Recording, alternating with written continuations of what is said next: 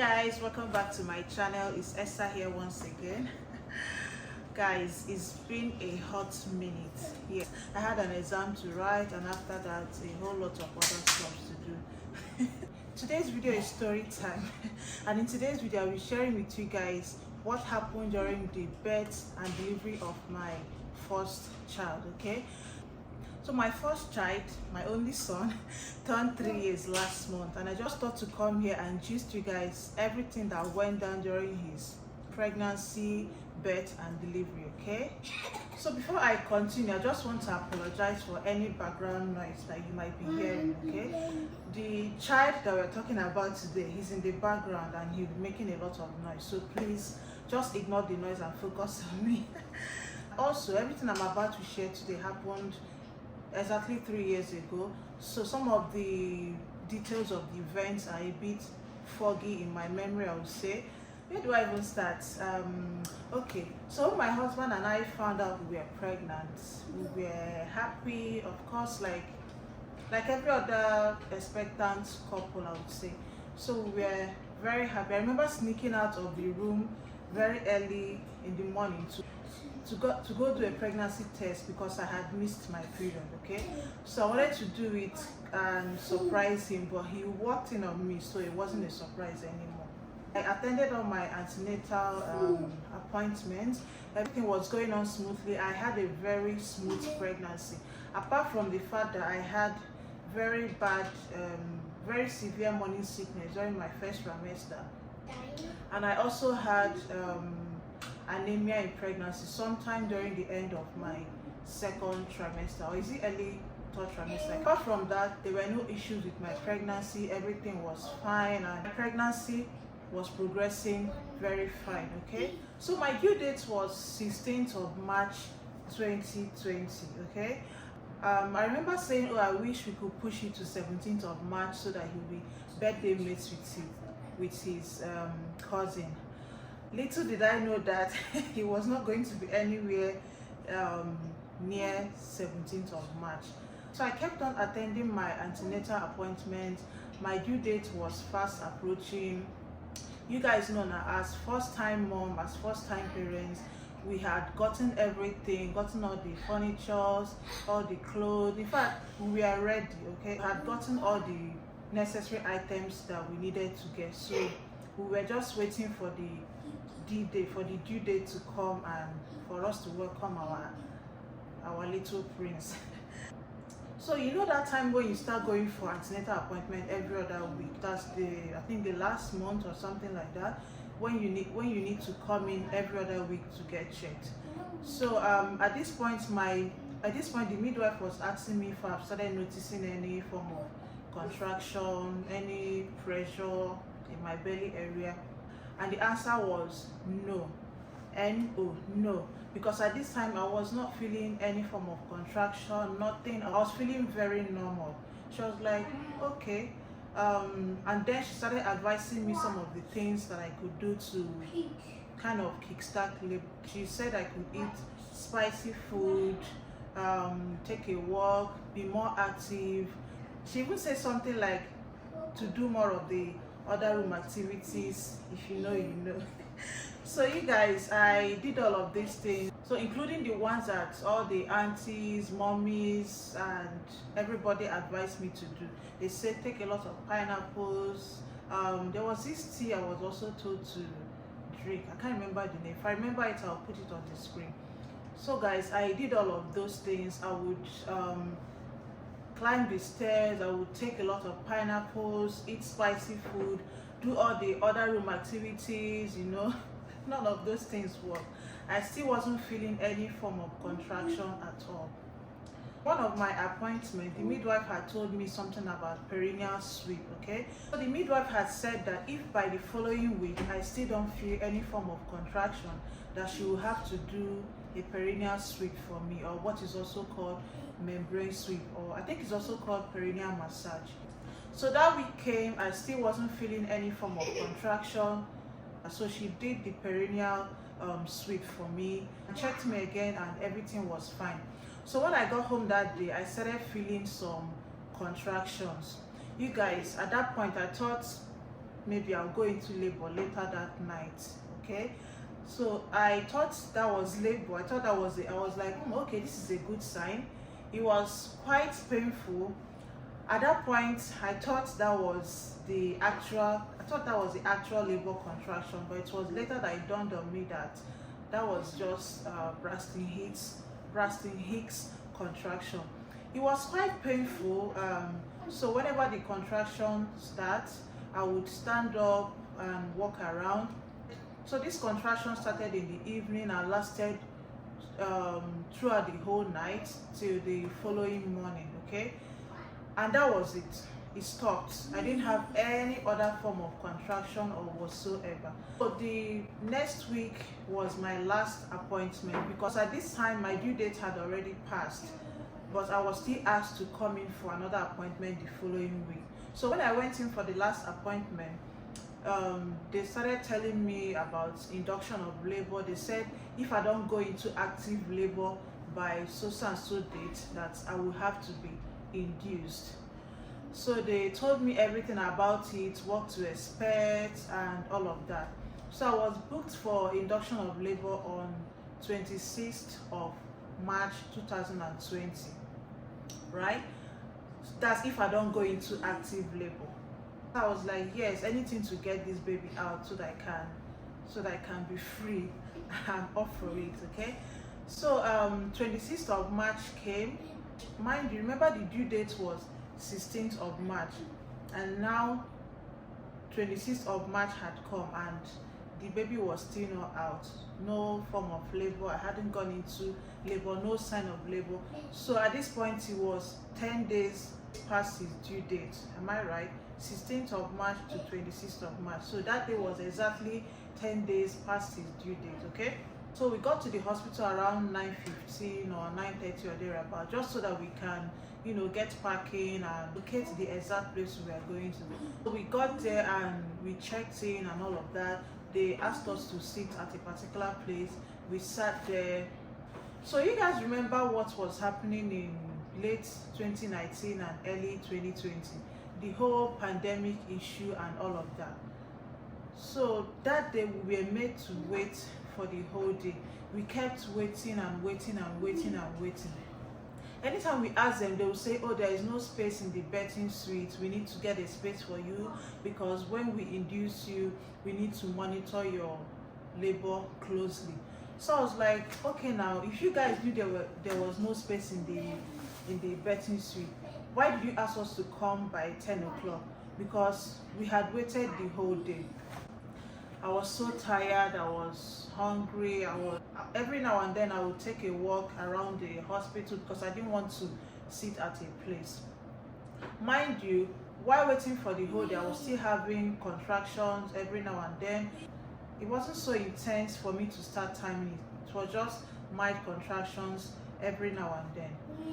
So finally, around I think 6:30 p.m. or thereabouts, they finally got us a room and they finally got us a birthing suite. So they checked us in and I was finally induced. By this time, I was already tired. In fact, before they finally before they finally induced me, we had already started making contact for another hospital that we could go and have the baby.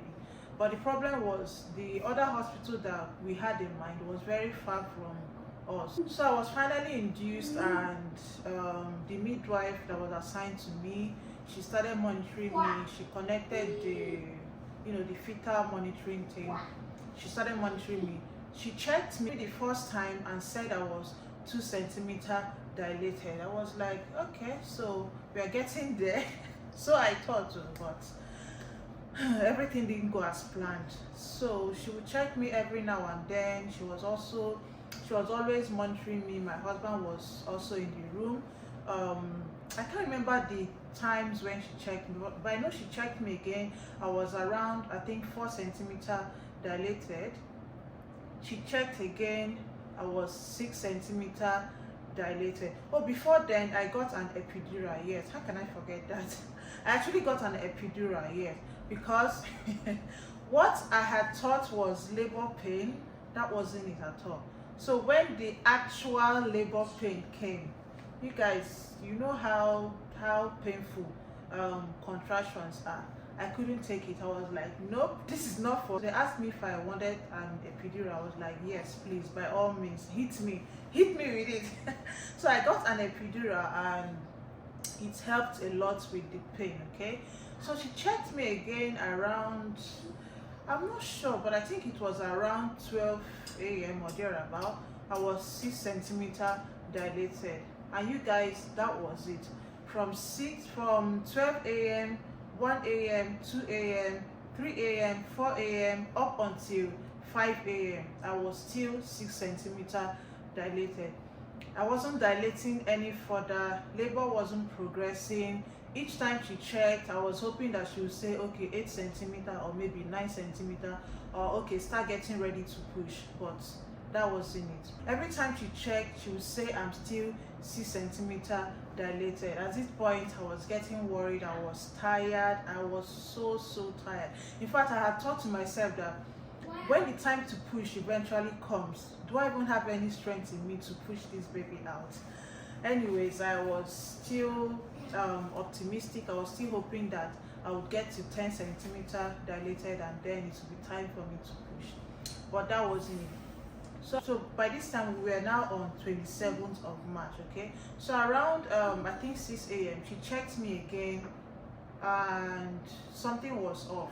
So you guys know when the doctors and nurses are doing their thing, the look on their face, or the sudden silence in the room, the sudden silence in the atmosphere, you can tell that something is off, or something is wrong, or something is not going as expected. So she checked me, she looked at the monitor, she connected the fetal monitoring thing again and again. She looked at the monitor, she looked at me, she looked at my husband. At this point, I knew that something was off. So I could also see the monitor, and yeah, so I could see that the heart rate was fluctuating. It was beginning to drop. From my medical knowledge, I could tell that, okay, that's a sign of fetal distress right there, and that calls for emergency cesarean section. I was like, okay, this is it. In fact, at this point, I would say it was both maternal distress and fetal distress, because I was tired myself. So you guys, from this point, every other thing happened so quickly. Okay, and I saw a group of people coming into my room. One person was trying to explain to me what was happening, which I kind of already knew. They were explaining to me that we need to get to the theater right now and get the baby out. His heart rate is dropping and all of that. So they explained to my husband, gave my husband the gown to put on, gave me some hair nets. Somebody was trying to fix the line. Somebody was trying to give me whatever injection that needed to be given. They brought the consent. Everything just happened so quickly. You guys, I delayed a little bit with signing the consent form. So I eventually signed the consent form. I remember signing on our way to the operating room. So I just signed it and I gave it back to them. So they quickly wheeled me into the operating room. They were still, even on our way to the operating room, they were still explaining everything to me, all the possible complications of cesarean section, everything. I was like, yeah, that's fine, that's okay. Let's just go and get the baby out, okay? So they did it quickly and they brought the baby out real quick. So something again happened. Even when he came out, I didn't know he was out. I was still expecting to hear him cry or anything like that. So my husband was still standing there. He was, rubbing my hands, giving me all the TLC and all of that. So I just asked him, is he out yet? Why is it taking so long for him to be out? He said, yeah, he's out. I was like, why is he not crying? Why am I not hearing any sign of him? Why can't I get any signal or any sign that he's out? And then he told me that they were trying to resuscitate him or something like that. So apparently his heart rate had dropped. Like I said, he was in distress, and he had also passed meconium inside of me. Okay, so they had to suction his nose, his mouth, and clean him up, and stimulate him a little bit for him to cry. Okay, so it was few minutes after they had brought him out that he now cried and made some sound. I was like, okay, thank God, now that I can hear him cry, I'm assured that everything is fine. So they handed him over to me, and oh my God, that was a life-changing moment for me and my husband. Okay, guess what? He looked exactly like my husband. That's his father. I was like, wow. So I carried you for 9 whole months and 10 extra days, and you come out looking exactly like your dad. Guess how much he was weighing at birth? I'll put it on the screen. Just take a wide guess. So because he was big, they had to do a blood sugar test on him every now and then. I remember the first night with him in the hospital, the nurses and midwives, they will always come to do one test or the other on him. So every time I put him to sleep, before you know it, it's time for the test. They will come, they will prick his heel to get a blood sample. He would cry, get fussy and all of that, and I will manage to put him back to sleep again, and before you know it, it's time for the test again. So we're just going back and forth, but they needed to check his blood sugar to be sure that everything is fine. So they kept doing all the necessary tests. They did all the hearing tests, the pediatrician came, and all of that. You guys know all the tests they do on newborn before they discharge you. So on Saturday morning, I had asked if no one was coming to give him a bath, but it turns out that because of the whole pandemic thing, nobody was allowed to give anybody a bath. So later on, one of the midwives came in and gave him, the way they bath newborn babies here now.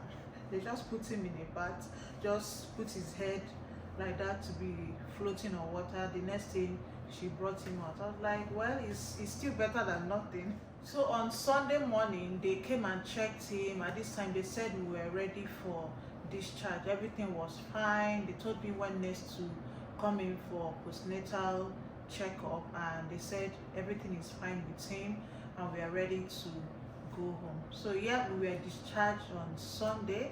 So I think we spent 3 days in the hospital. We went on a Thursday morning, Thursday, Friday, Saturday, Sunday, and we were discharged on Sunday morning. So yeah guys, that was it, and 3 years later, here he is, strong and healthy, running around the house, turning the whole house upside down, keeping me on my toes. He's the strongest 3-year-old you will ever meet, trust me. I'm just thankful to God today that even though things didn't go as planned, that the baby was still able to make it alive. Mom, baby and daddy, we are all fine today. So yeah guys, that's it for today's video. That's all the gist about what happened during the birth and delivery of my son. Okay, so if you're a mom watching me, let me know in the comment section if you had a similar birth experience. Okay, if you have not yet subscribed to my channel, please, I'm begging you, hit the subscribe button. Don't forget to give this video a thumbs up. Let's get this channel to 1K as soon as possible. Okay, yes, I know it's very possible. Okay, thank you guys for watching today's video, and I'll see you guys in my next video. Bye guys.